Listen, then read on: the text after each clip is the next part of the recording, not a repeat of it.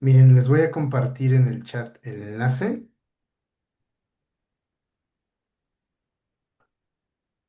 Mm. Ustedes me avisan si ya logran ver la presentación. Recuerden poner su nombre completo para que no haya problema.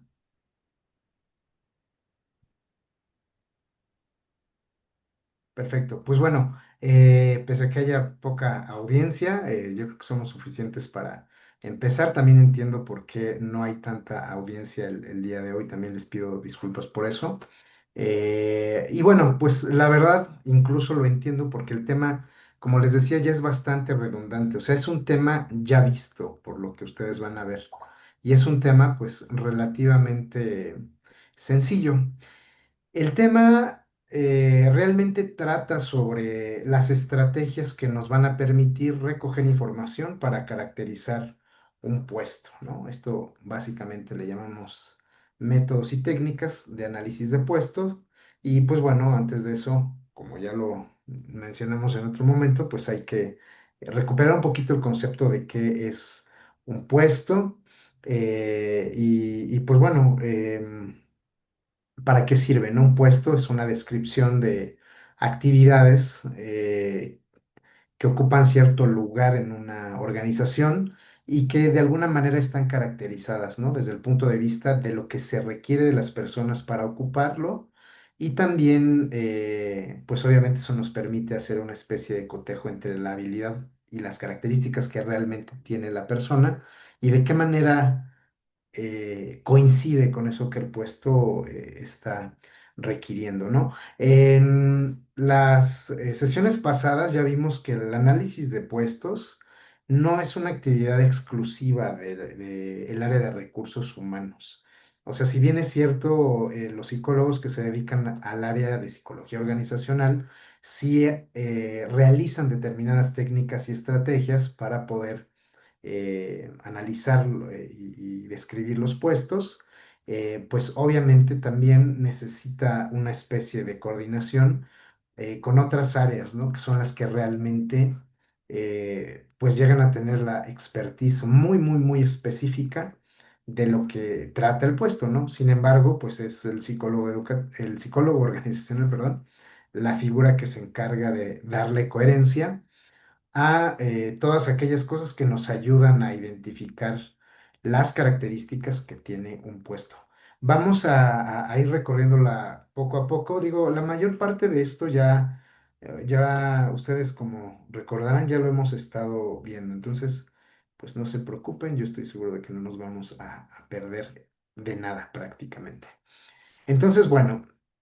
La idea es que nos centremos un poquito y nos detengamos en examinar las técnicas y estrategias de análisis, ¿no? Entonces, vamos a verlas una por una. Vamos a usar la misma dinámica que tuvimos la vez pasada vamos a saltarnos las preguntas también para que esta sesión sea pues, relativamente corta. Va a ser muy corta en realidad porque les decía yo que este es un tema dentro de otro tema. Este es un tema que está dentro del análisis de puestos, debería haberse visto y ya considerarse agotada esta unidad, pero pues el plan de estudios la tiene. Entonces vamos a tratar de aprovecharlo un poco. Y bueno, vamos a la siguiente diapositiva.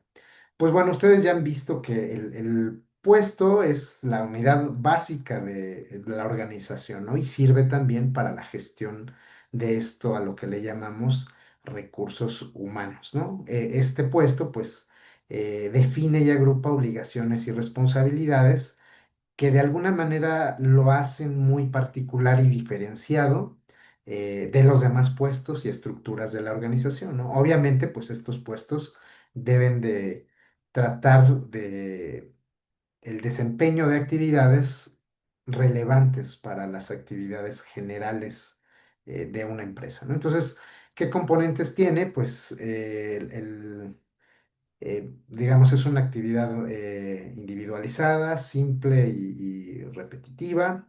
Digamos, tiene una obligación que es una actividad más compleja y de carácter más intelectual. Y pues como función, se supone que es el conjunto de tareas y responsabilidades que se ejercen de manera continua y sistemática. Vamos a continuar.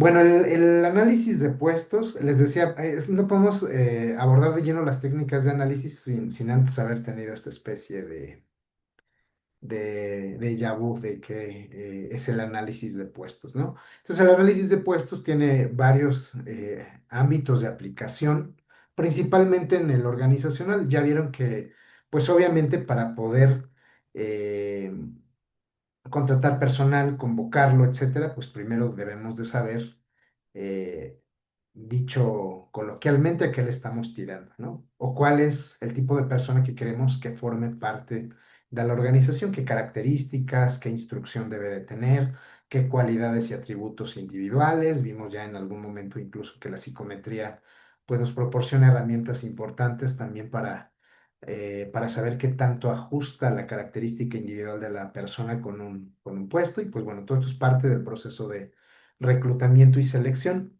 También el análisis de puestos es importante para el diseño y reestructuración o estructuración de las organizaciones. O sea, las organizaciones pues tienen diversas áreas, tienen diversos niveles de autoridad, jerarquías, ámbitos de especialización y pues bueno, el diferenciarlos es muy importante porque los puestos pues en sí mismos son muy diversos, ¿no? Y tienen que ver con partes específicas de la actividad total de lo que implica una empresa, ¿no? Y por eso es importante, pues, saber cómo están los puestos. Incluso en algunos casos, ustedes ya lo vieron en las lecturas anteriores, en algunas organizaciones ocurre que están en crecimiento y que se abren nuevas áreas y pues es necesario caracterizar esos nuevos puestos que a veces tienen que ver con las necesidades del mercado, ¿no? Con las tecnologías emergentes, por ejemplo.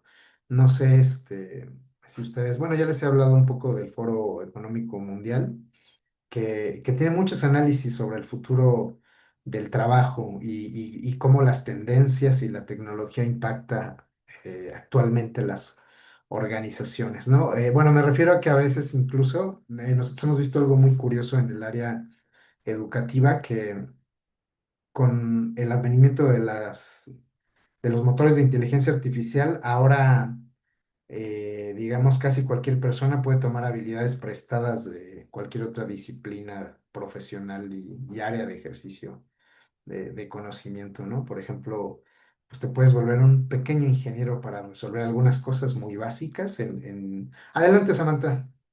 Adelante, Que adelante. me parece interesante mencionar algo que vivimos esta semana que pasó en la empresa, porque esto que menciona, hay nuevas agencias que lo están usando a su favor para atraer talentos chiquitos, o sea, de las personas que van entrando.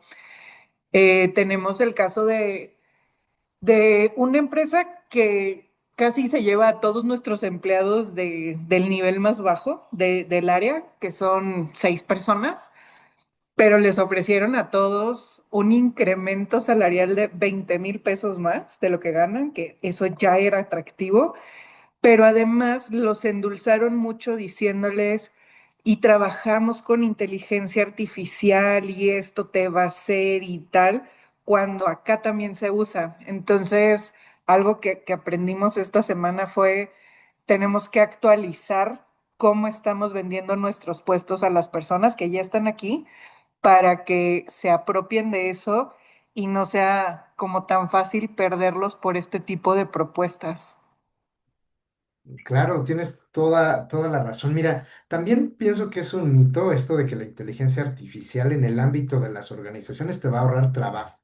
Te permite trabajar más o diversificar tu ejercicio profesional, pero no necesariamente vas a trabajar menos, ¿eh? No vas a trabajar menos de 8 horas. O sea, la tendencia en las organizaciones es no decirlo, pero alguien que domina inteligencia artificial, pues puede hacer las veces de un diseñador gráfico, de un área financiera, contable, de análisis de datos, no sé, por ejemplo, antes había tengo amigos que todavía lo utilizan, por ejemplo, bueno, y algunos defienden la idea de que todavía hay algunas cosas que es muy necesario que las hagan las personas.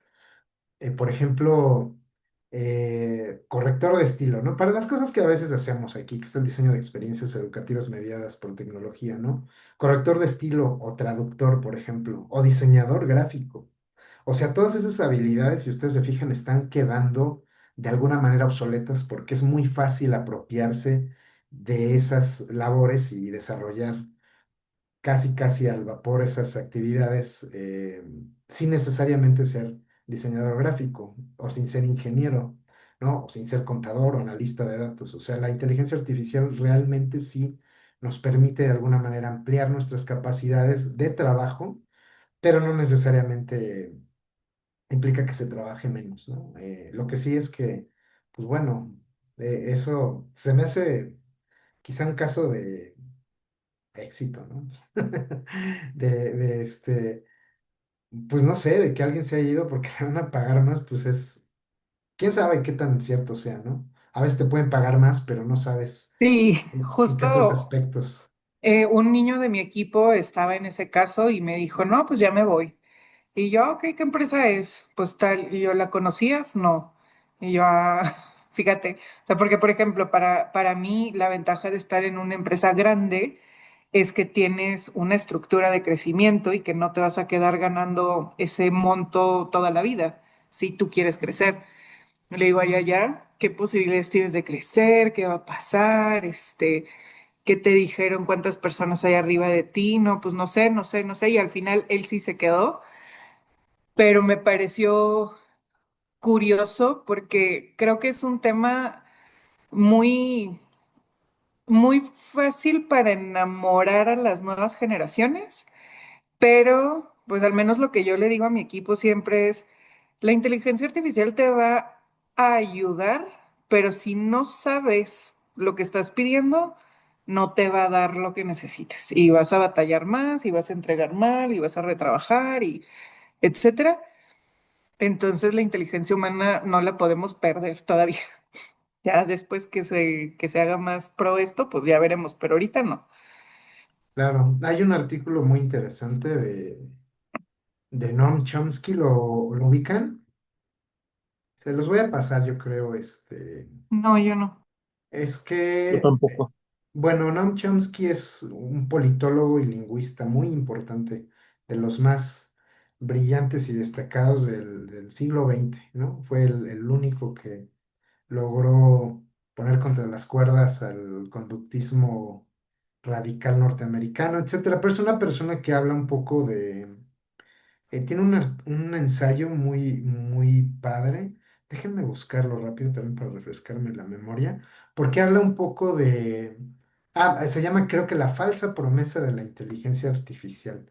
Déjenme buscarlo, porque incluso hasta lo traduje, este, por si les interesa. Pero bueno, de lo que habla es que los seres humanos tienen capacidades que son todavía difíciles de igualar por la inteligencia artificial.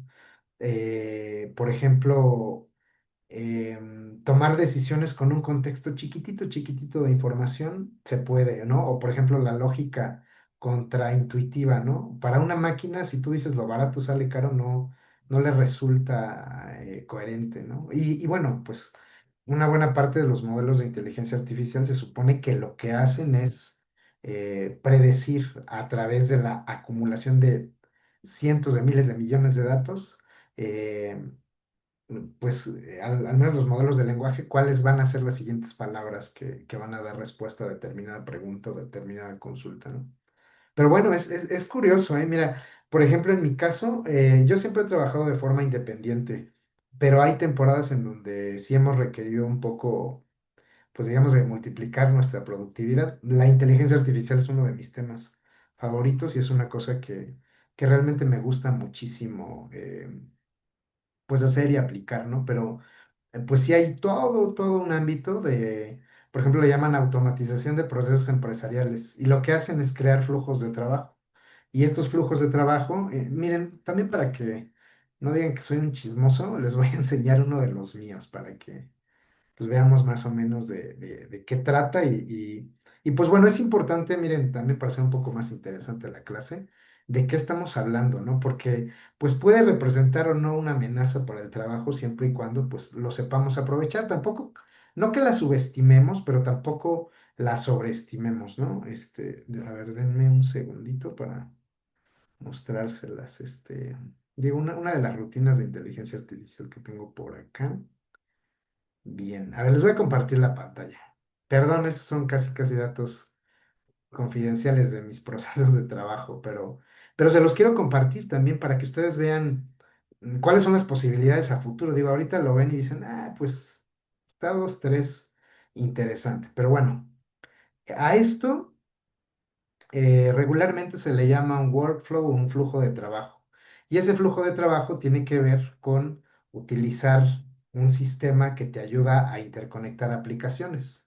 Dependiendo de ciertas acciones o determinadas cosas que detonan alguna acción o que digamos hagan de cuenta que es como una especie de sensor que tú pones en determinadas tecnologías que te hacen que puedas activar otras herramientas y que de alguna manera crees flujos de trabajo. Pero bueno, les platico que esto realmente es un proceso de pensamiento y son todas las actividades que hace un diseñador instruccional.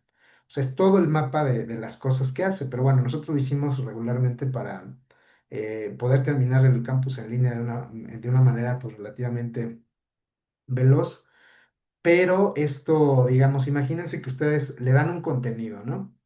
Y bueno, cuando diseñas experiencias educativas en línea, pues tienes que utilizar ciertos modelos, ¿no? O sea, es como si estuvieras escribiendo un libro, ¿no? Cuando vas a explicar un tema, pues debes de poner un contexto, una introducción, unos objetivos, luego una narrativa cercana digamos, al nivel de escolaridad, a la edad de las personas, a la competencia, especialización profesional, etcétera. Pero bueno, el chiste es que esto pues va haciendo lo que haría una persona. Miren, les voy a abrir un poquito pues las instrucciones, ¿no? Pero bueno, aquí dice, por ejemplo, eres un experto en diseño instruccional y estás trabajando en la adecuación instruccional de manuales de capacitación para generar materiales de aprendizaje para agentes de seguros con un nivel de escolaridad, bla, bla, bla, bla. O sea, es como si tú le estuvieras dando a un colaborador una instrucción de que haga algo, pero el chiste es que todo esto termina todo, o sea, te tiene los documentos, su introducción, sus objetivos, sus actividades, sus ejemplos, sus evaluaciones, y lo haces de manera automática. O sea, tú puedes tener toda una currícula desarrollada ya activando este procedimiento que utiliza, por cierto, motores de inteligencia artificial. Por ejemplo, aquí tenemos como varias intervenciones de Google Gemini, ¿no?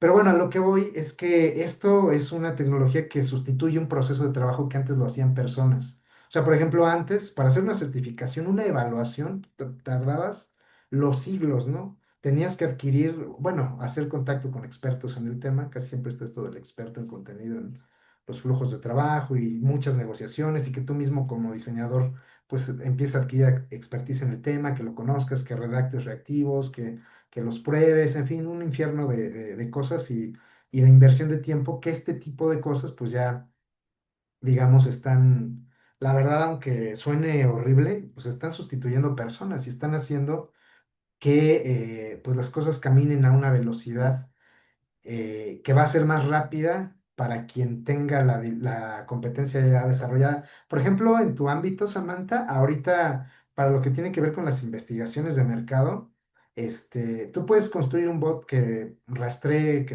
identifique tendencias, que las organice, que las clasifique, que agrupe esos datos, que genere tablas, en fin, un relajo, o sea, una cosa que antes era muy necesario que lo hiciera una persona experta. Obviamente, también es muy ingenuo pensar que la tecnología pues nos va a sustituir. No es cierto.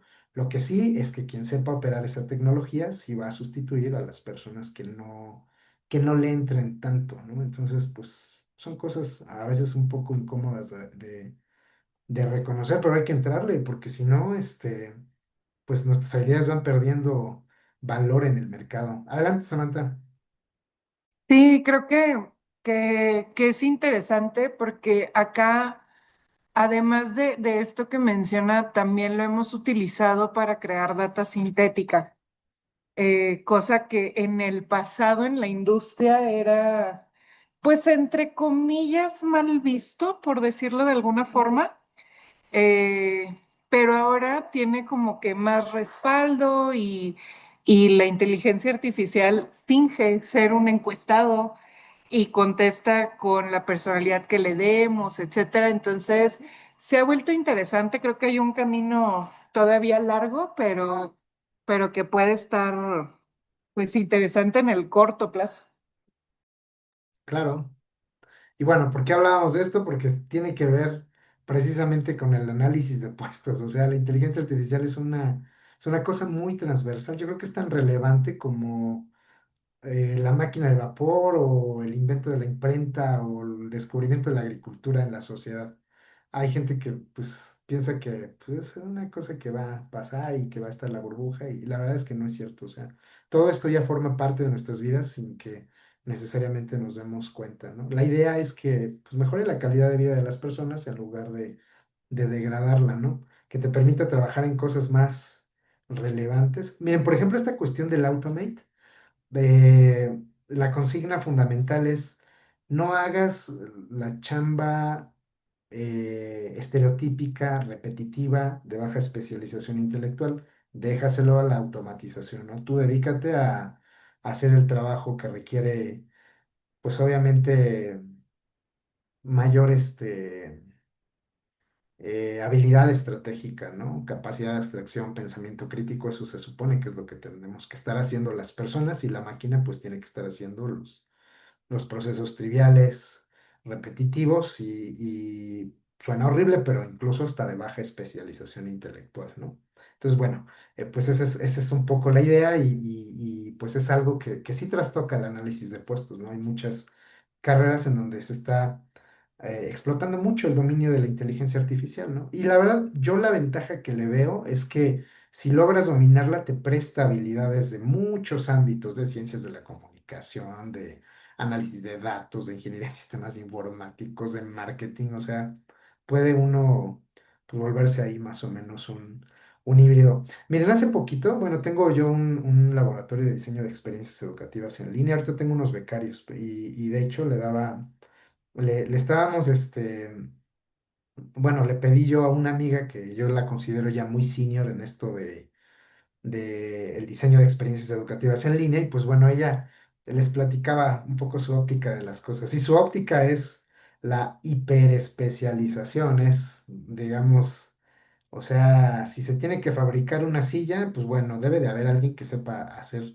la gomita de la pata y el otro que sepa hacer la pata y el otro que sepa hacer el asiento y el otro que sepa hacer el respaldo, etcétera. Pero lo que yo siempre he discutido con mi amiga es que, pues esto de la inteligencia artificial incluso cambia la actividad de análisis de puestos porque está haciendo los perfiles profesionales súper híbridos, muy híbridos.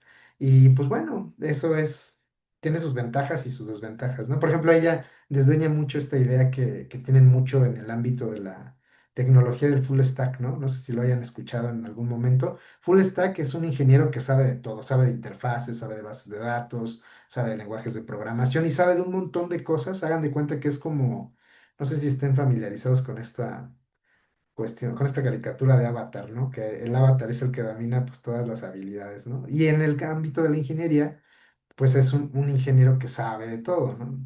En mi opinión, a veces esos puestos híbridos son, o bueno, esos perfiles profesionales híbridos, pues tienen más potencial y probabilidad de desarrollo que alguien que se queda, pues estacionado eternamente en lo mismo, ¿no? Y de hecho, incluso creo que los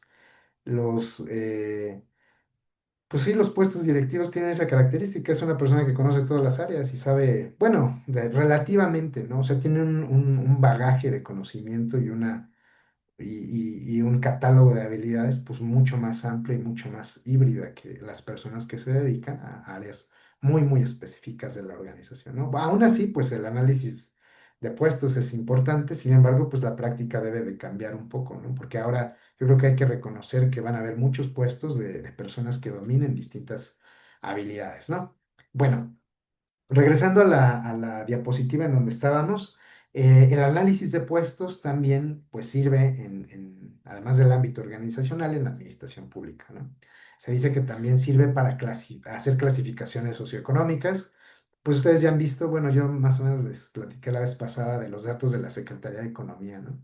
Se puede inferir más o menos el nivel de ingreso dependiendo de el nivel de escolaridad, del área de especialización profesional, en el caso de personas que tienen estudios universitarios, en fin, se pueden saber muchas, muchas cosas, ¿no? O sea, pues ya vimos la vez pasada que incluso a veces uno no se logra explicar por qué determinados puestos implican una mejor compensación económica que otros, ¿no? Pero bueno, la administración pública lo sabe y también utiliza un poquito estos datos para caracterizar a la población en términos socioeconómicos, ¿no? O sea, ya se sabe, digamos, desde el punto de vista estadístico, cuáles son las carreras mejor remuneradas.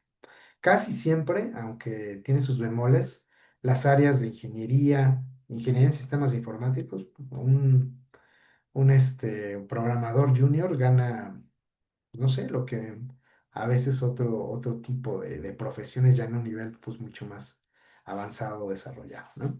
Bueno, también sirve el análisis de puestos para las certificaciones profesionales, ¿no? Si nosotros pues desarrollamos ciertos métodos que acrediten competencias y habilidades en las personas, pues obviamente necesitamos saber qué tipo de personas nos gustaría formar, ¿no? Y esas personas pues ya deben de estar caracterizadas a través del análisis de puestos. También sirve muchísimo en las políticas de personal y pues bueno, a nivel individual, pues también el hacer el análisis de puestos, pues sirve también para cuestiones de orientación profesional o orientación vocacional.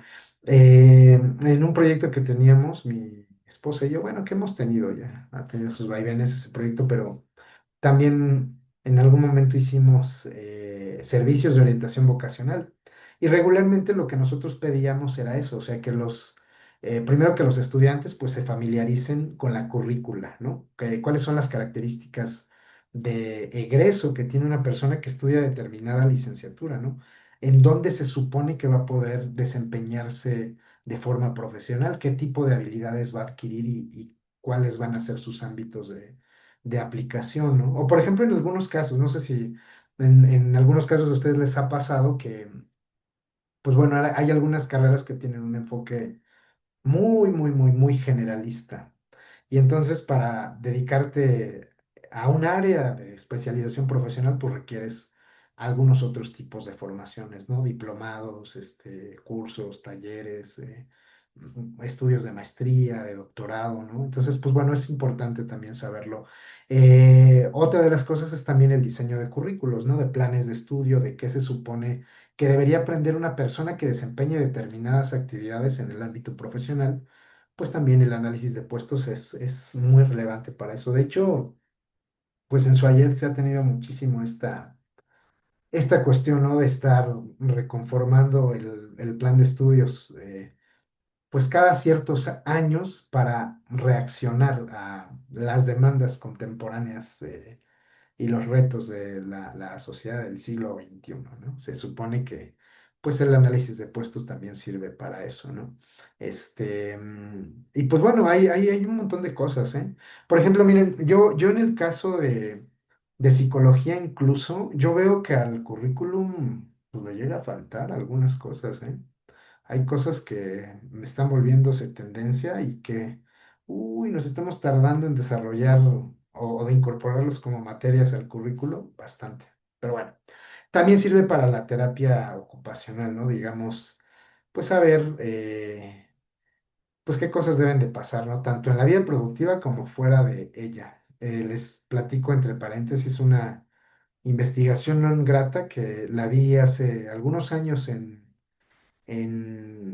la Asociación Americana de Psicología, en la APA, ellos tienen una revista que es muy interesante, se la recomiendo, se llama Monitor en Psicología.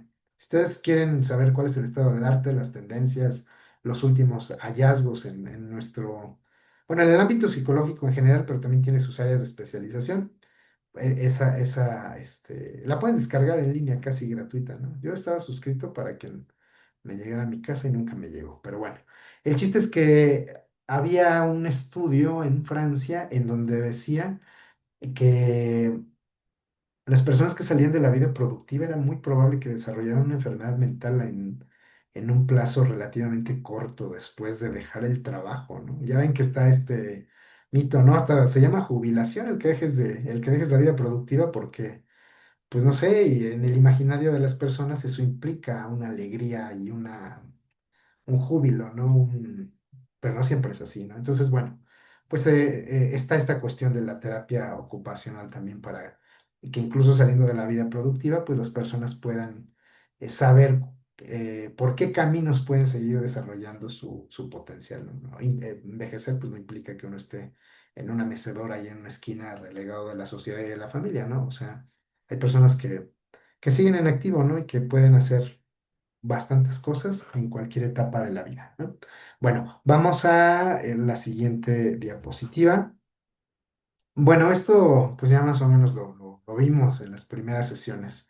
La diferencia entre descripción y análisis de puestos, ¿no?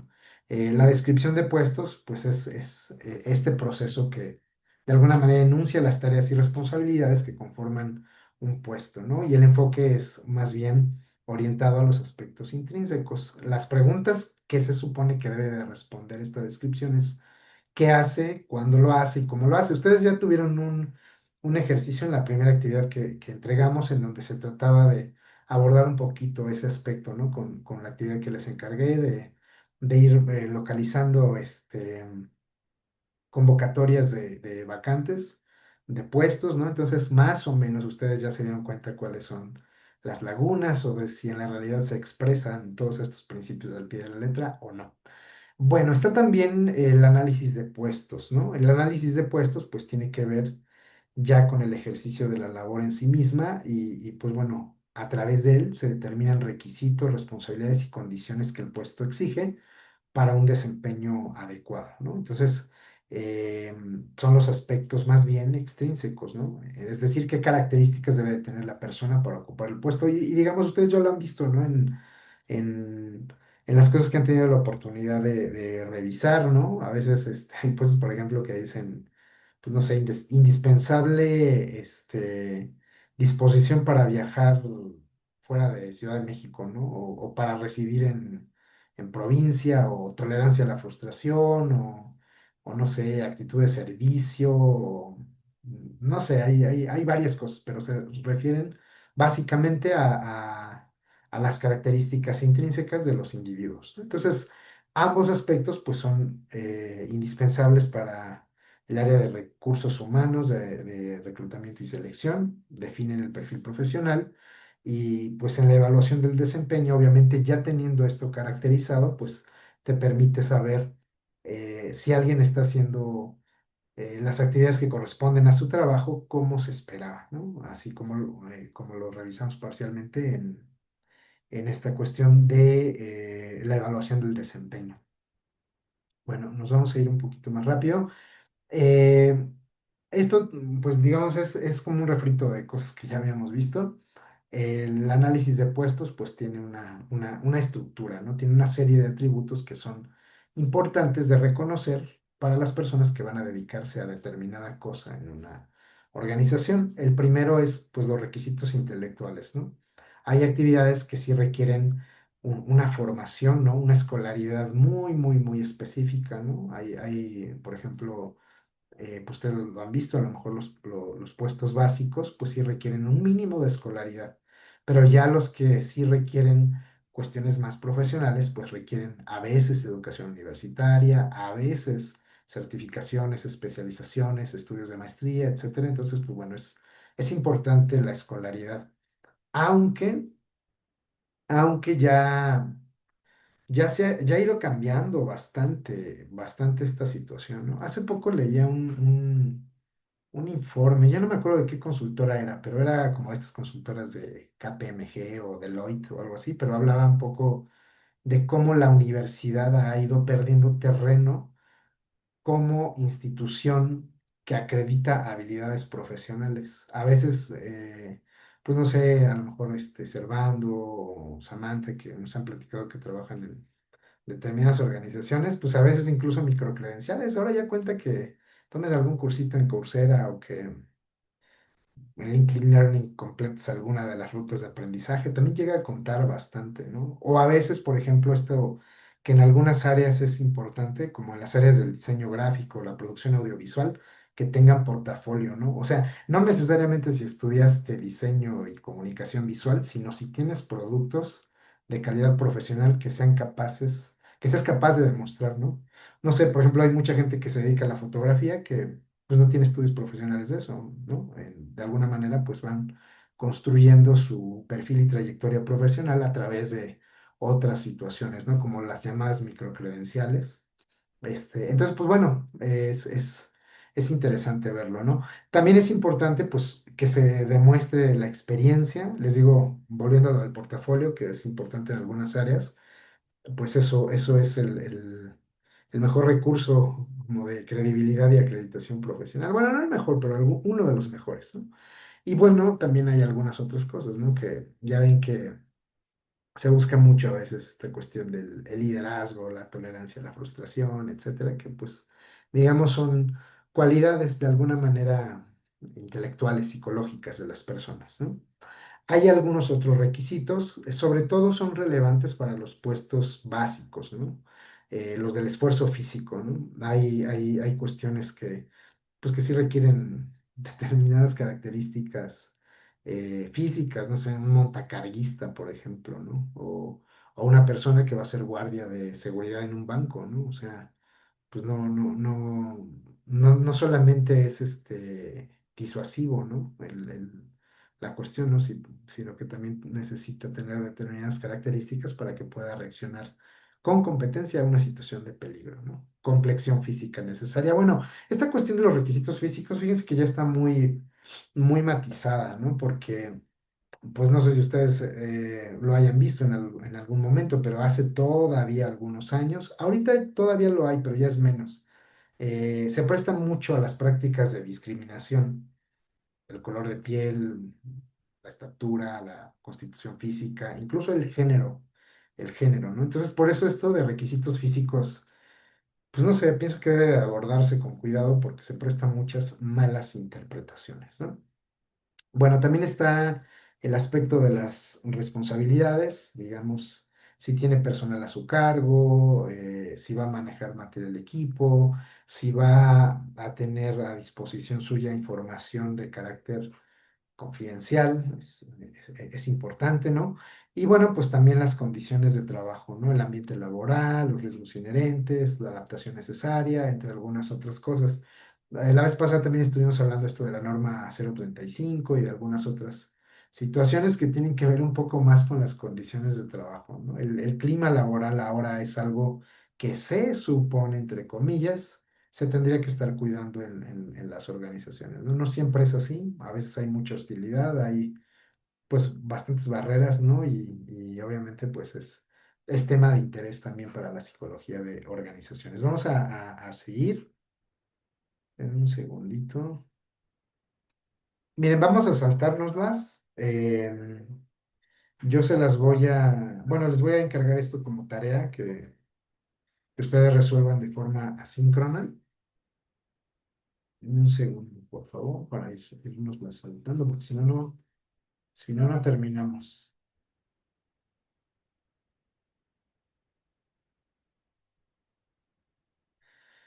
Bueno, y ahora sí a lo que nos compete rápido. Yo creo que esto se va a terminar en breve. Ya vimos, ya es un tema que vimos.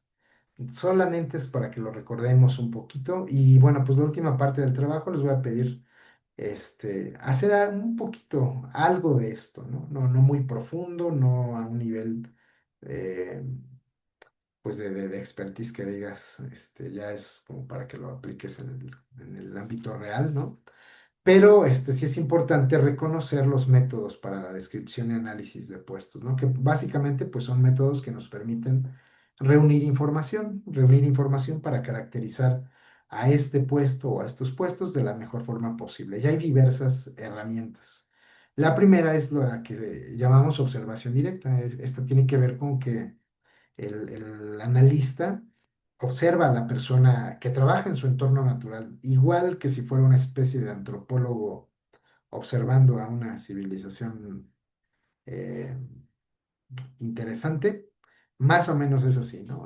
Pues bueno, las herramientas que se utilizan en este caso, las técnicas, a veces son registros anecdóticos. Está también, por ejemplo, esto que viene en el libro de grados de tiempos y movimientos, que generalmente pues tiene que ver con esto, con la observación del trabajo en su ejecución y en su entorno real, ¿no? Muy difícil, la verdad. Pienso incluso que esto ya está medio desactualizado. Hay incluso ahora inteligencias artificiales que permiten hacerlo, permiten caracterizar un poquito las labores. Estaba viendo hace poquito no me acuerdo, fue un amigo el que publicó esa cuestión, pero era como del análisis de tiempos y movimientos, pero en una cafetería. Hagan de cuenta que había una cámara registrando la actividad de los baristas y también del público, ¿no? Se sabía, digamos, qué era lo que hacía, ¿no? Servir café, prepararlo, calentar el agua,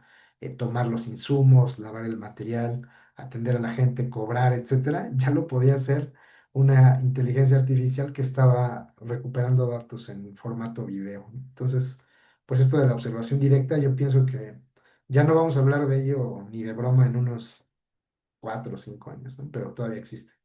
Entonces, bueno, pues la idea es que se obtengan datos veraces, fehacientes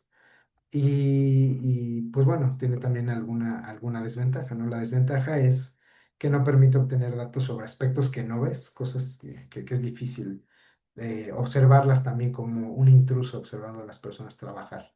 Están también los cuestionarios en donde se supone que pues la persona que va a ser motivo de análisis necesita responder un cuestionario diseñado para analizar diversos aspectos del puesto. Ya en la tercera parte del trabajo quizá abordemos un poquito de eso, pero bueno, es la actividad más económica en el sentido de que te permite analizar muchos puestos de manera simultánea y también a mucha gente, ¿no? Pero en ocasiones tiene esta desventaja de que no es adecuado para puestos de bajo nivel educativo. Entonces imagínense a alguien, le das un cuestionario a alguien que no tenga habilidades lectoescritoras, ¿no? Que no tenga la educación básica terminada, llega a suceder, ¿no?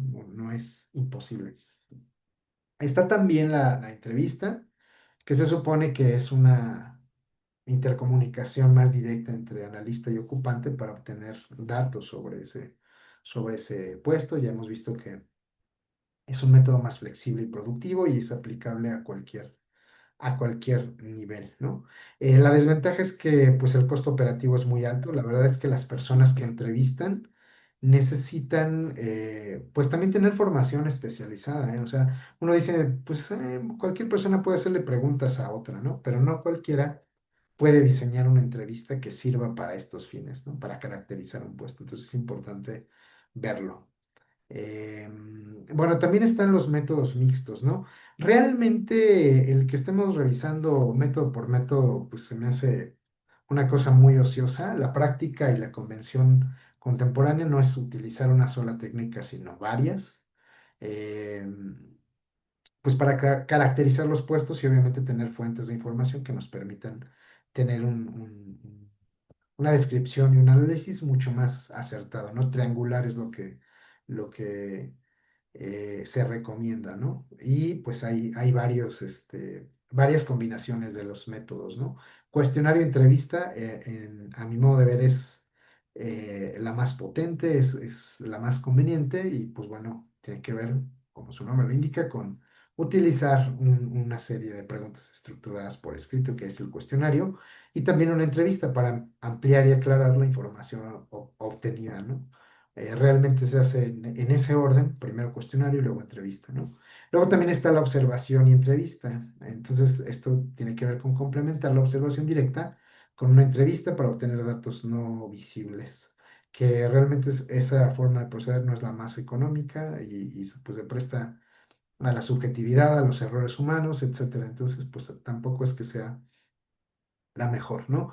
Y también están los métodos, yo diría, integrales o el triple método, que es combinar cuestionario, entrevista y observación para tener una visión muchísimo más amplia y más completa del puesto, ¿no? Depende, pues, del tipo de puesto que vayamos a hacer, ¿no? Obviamente los puestos básicos pues iban a requerir una calidad y cantidad de procesamiento de todas estas cosas un poquito más sutil que la de los puestos, los mandos medios o los puestos gerenciales, ¿no?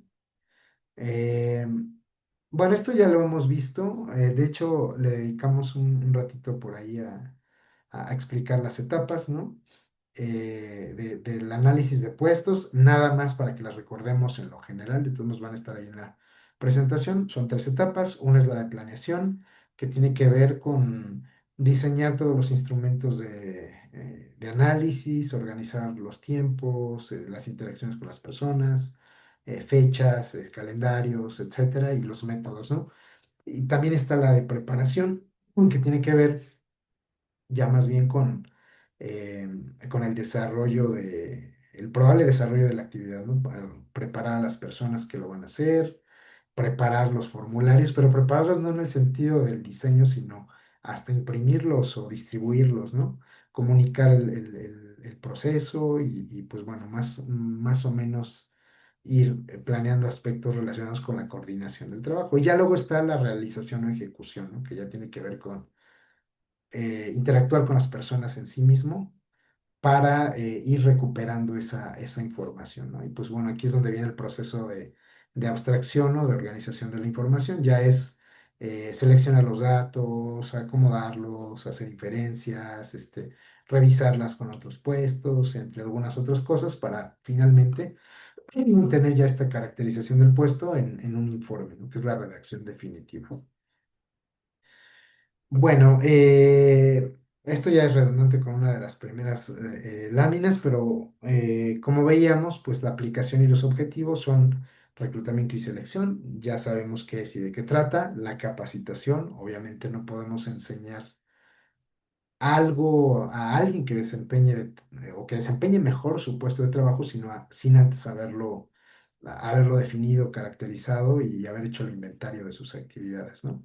También vimos que sirve para la administración de sueldos y salarios. Hay formas de ir ponderando el sueldo, considerando varias cosas que tienen que ver con la actividad en sí misma, ¿no? Su complejidad, su nivel de peligrosidad, ¿no? El nivel de especialización profesional o escolaridad que requiere, entre algunas otras cosas, ¿no? También sirve para, pues, mejorar las prácticas de higiene y seguridad, identificar y minimizar riesgos asociados a determinados roles, etcétera. Vamos a saltarnos otra vez estas, que yo creo que ya estamos llegando al final, ¿no? Y miren, como este tema fue cortito, pues la verdad es que se nos fue rápido el tiempo. Miren, esto yo creo que ya nos lo vamos a saltar un poquito. Digamos, esto aterrizado a un ejemplo, cómo haríamos cada una de las cosas. Pero la verdad, los métodos de recolección de información en el caso de análisis de puestos son tan fáciles que sería extremadamente tautológico el que lo viéramos uno por uno y acotado a casos. Más bien, esto me gustaría que fuera pues una lógica en la que vamos a hacer ya con el trabajo que concluye el curso, ¿no? Entonces, bueno, pues yo creo, a dar por finalizada la sesión y antes de eso, bueno, pues les quiero preguntar si tienen alguna duda, alguna pregunta. Para los que llegaron un poquito después, les comentaba que, pues, algunas dificultades yo creo que nos han hecho hacer algunos cambios, pero bueno, la idea es que todas las decisiones que se tomen en el curso, pues jamás van a ser en perjuicio de ustedes, ¿no?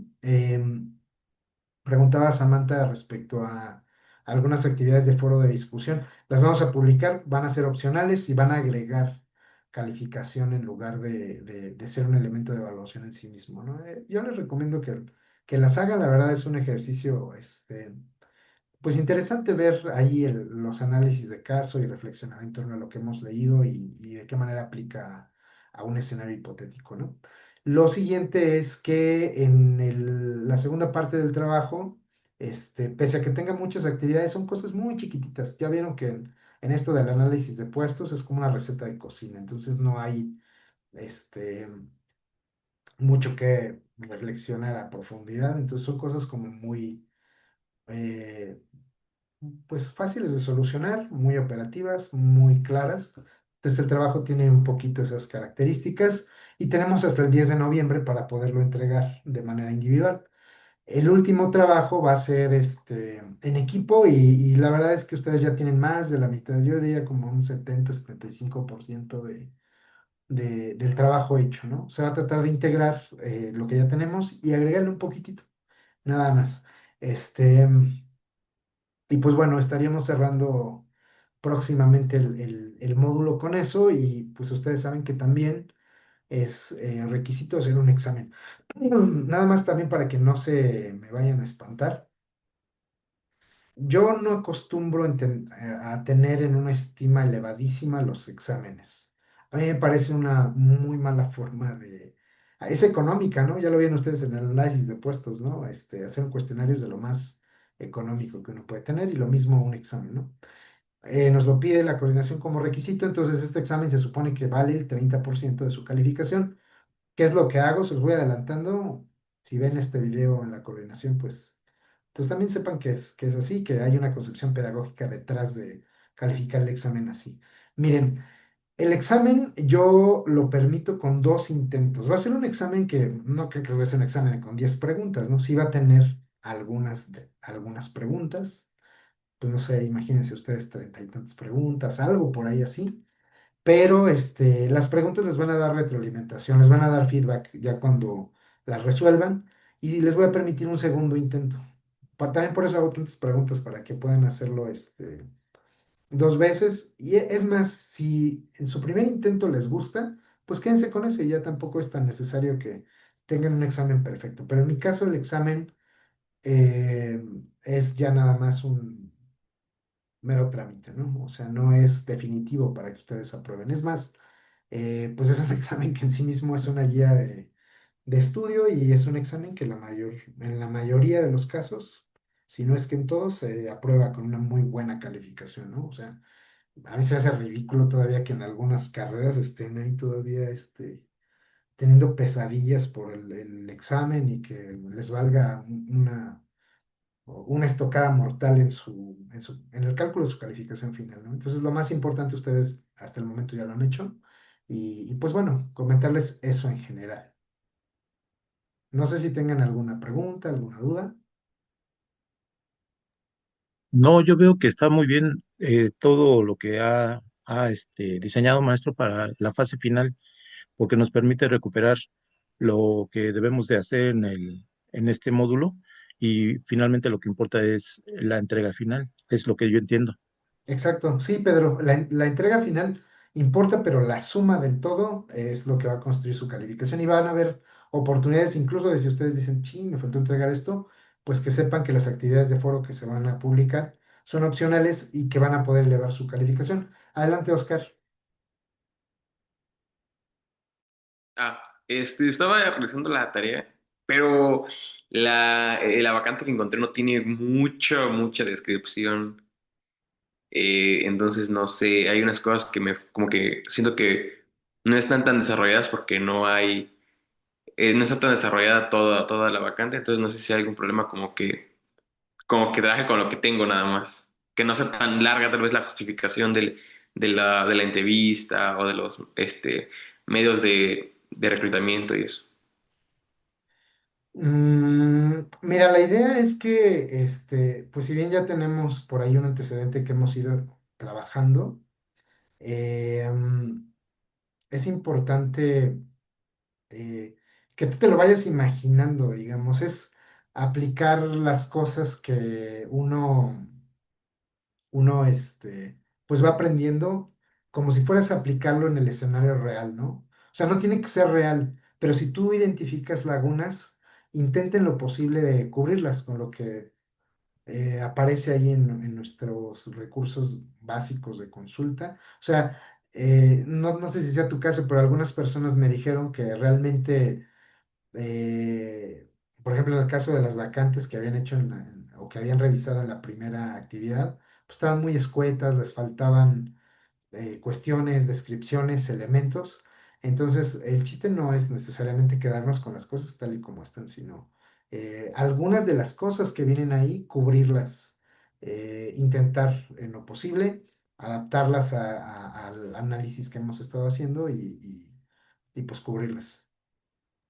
Ah, ok, gracias, profesor. Sí era mi duda como justo qué tanto yo le puedo meter extra, ¿no? Porque sí, Sí, no. puedes, ¿eh? Y es lo Ah, deseable. Es más, es deseable que se haga eso. muchas gracias. De nada. ¿Alguien más tiene alguna pregunta?